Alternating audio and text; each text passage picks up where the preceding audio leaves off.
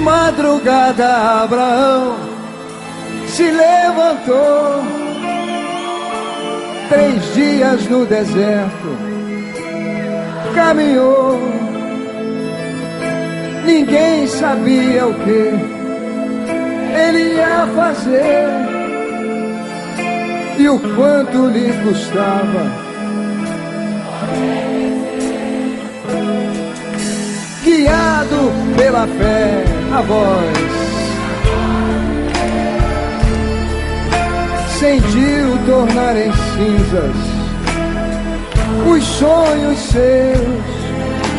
Subiu o Monte Santo, Moriá, e pôs o próprio filho no altar.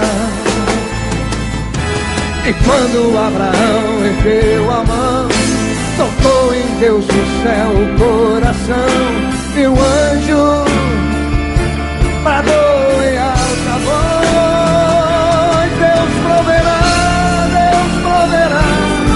para quem lutar, sacrificar. Deus proverá para quem subir o Monte Moriá. Deus proverá para quem lutar e mesmo exausto entregar a própria vida no altar do holocausto.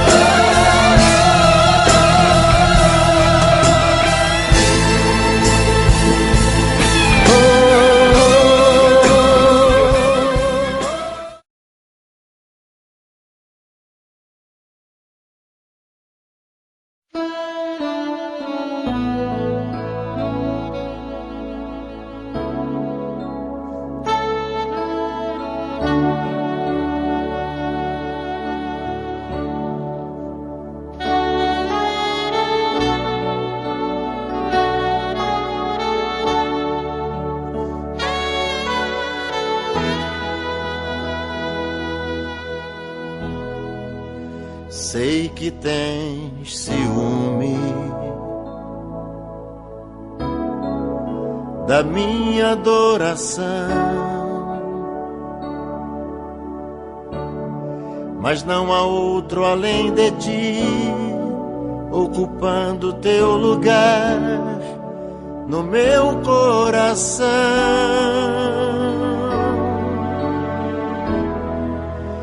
Fiz aliança contigo diante do altar.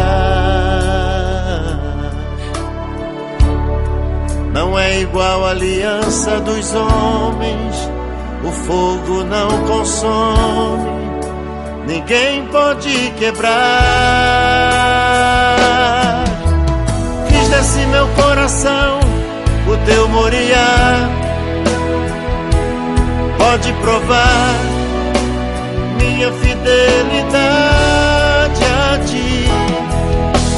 Ainda que tu me peças pra te entregar a minha vida, o meu maior tesouro, por ti eu darei. Abro mão dos meus sonhos, do que a vida me deu, digo sim pro teu reino e não pro meu eu.